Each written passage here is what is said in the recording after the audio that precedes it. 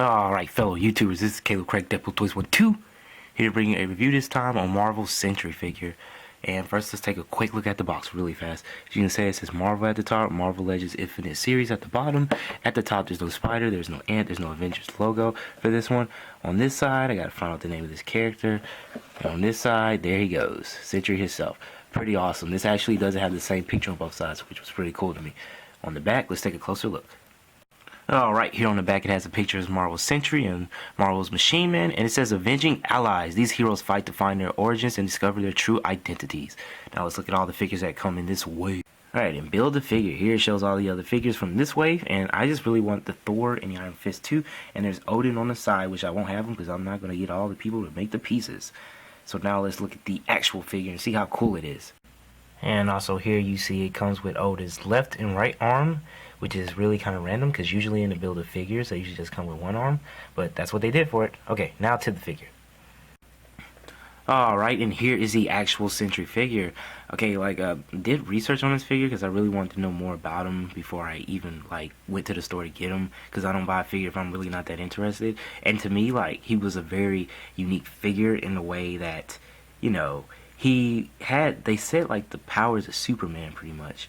But what was so awesome to me is that his story is tragic yet really interesting. How can you be so strong that your evil, your inner demons are so bad that you have to erase the memory of yourself being, having your powers and everyone around you in the world?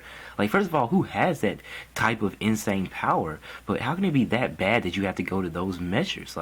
To me, his story was really interesting, and how, he does, he had to basically forget himself, so to keep his inner demons away, because they were that strong, and he is that strong when he got his powers from that serum. So I thought that was really cool. But now let's get into the figure. Okay, as you can see, this is the actual full looking view of the figure, and now we'll get into the details of it. Okay, and here taking a look at the upper chest level to start off with. His hair, I really like the color it is. It's not it's blonde, but it's not really light. They made it a dark color. They gave it lines, and it looks like he has a little bit of shadowing. I think that looks really cool. And also here the face, it's a nice tone.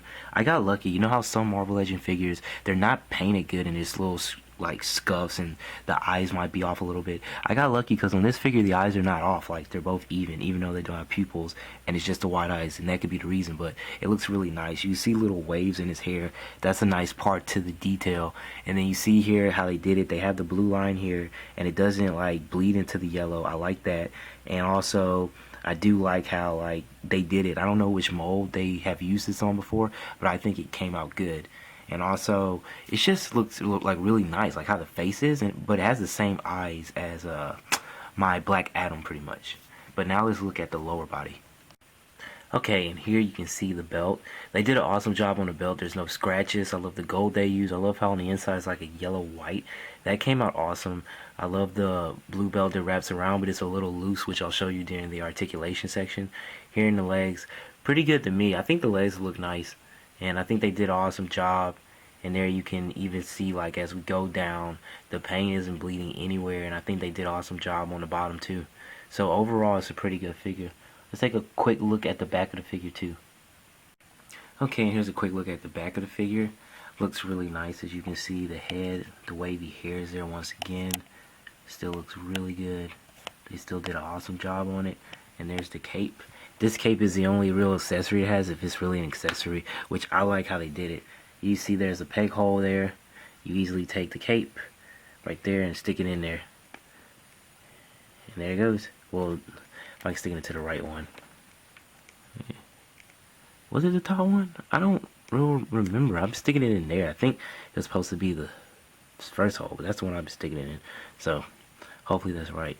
But yeah, it's a really nice cape to me, and you have it here. Of course, it gets in the way of the articulation, so when I do that segment, I'm going to take off his cape. But I think it's still nice if you ever had wires and you wanted it to look like it was flying or something. So that's awesome, but let's get into the articulation. Okay, here comes the fun part, the articulation. Here we have the feet. The feet they don't really move that much up and down. That's all the movement I'm getting out of mine. There's the ankles being able to be broken. You can see, that's really cool. Whoa. goes around. And the last Spider-Man figures I did reviews on, they really couldn't twist here, but this one can twist here, and it can bend. Oh, there we go, all the way. That's really cool. They can come out really far. That's far enough for me. He doesn't have to do the full split, but a lot of my Spider-Man figures, like 2099 and the new one, they were only coming to like here. So that's a pretty good range for him. I like it. Turns at the thighs. That's cool. You can't really. You can turn a little bit. Oh wait, yeah, it can go. You can turn at the waist. This is a really cool belt. It's a little loose. It's not just stuck there. It can move around a little bit. I kind of like that because you know it's not completely stuck there. It can move a little bit, but at the same time, it's kind of sturdy and it's there. Can you take it off? Yeah, you can take it off. This belt can be taken off. That's pretty cool too. I didn't know that. So that belt right there can be taken off. You've seen it first right here in the middle of the articulation section. Anyway, so this can bend here. Ab crunch. Waist can turn. Arms can go out. This can twist. You know what? I feel like this figure, that can twist. Wrist can twist. Go up and go down. This can turn. I'll finish what I was about to say, you guys. It can't really look that much. As far as it can look down, not that far up. Side to side. So that's really cool. But what I was gonna say is that what I like about these figures, that the ones that are not really skinny, like the Spider-Man figures, it seems like I have less problems with the articulations. Like I've been having a lot of problem with the Spider Girl and with all the reviews I've been doing with the women, because they make them like really small, and I think it's harder to get like these joints and all that stuff in like a smaller figure, which when the thighs are bigger, it's easier for them to do it, which is, you know, pretty cool. Which I like them to be a little bit more sturdy, so that's cool to me. A good size for my figures was Carnage, and Spider-Man 2099 was a little smaller, and Spider-Girl was a little smaller, which that's how Spider-Man is. But I guess they need like smaller joints, because it seemed like it was really easy to like move these figures during the articulations, but you have to be really careful with the skinnier Marvel Legends because they'll break if you're not. But yeah, this has been a review by Caleb Craig, Deadpool Toys 12. I hope y'all enjoyed it. This was on the Sentry, which is an awesome character with a tragic twist, and it just blew my mind, because like they say his story was a little cliche, but I've never heard of a superhero, well, not really a superhero, like that's just a broad name they use, but I've never heard of someone who had to forget their powers and wipe out everyone else just to save people from himself. So I thought it was cool how he took it to the extreme to tackle his inner demons. So yeah, this has been a review by Caleb Craig, Deadpool Toys 12. Hope you guys enjoyed it, and I'll see y'all later. Bye. Leaving so soon? Alright, have a good day.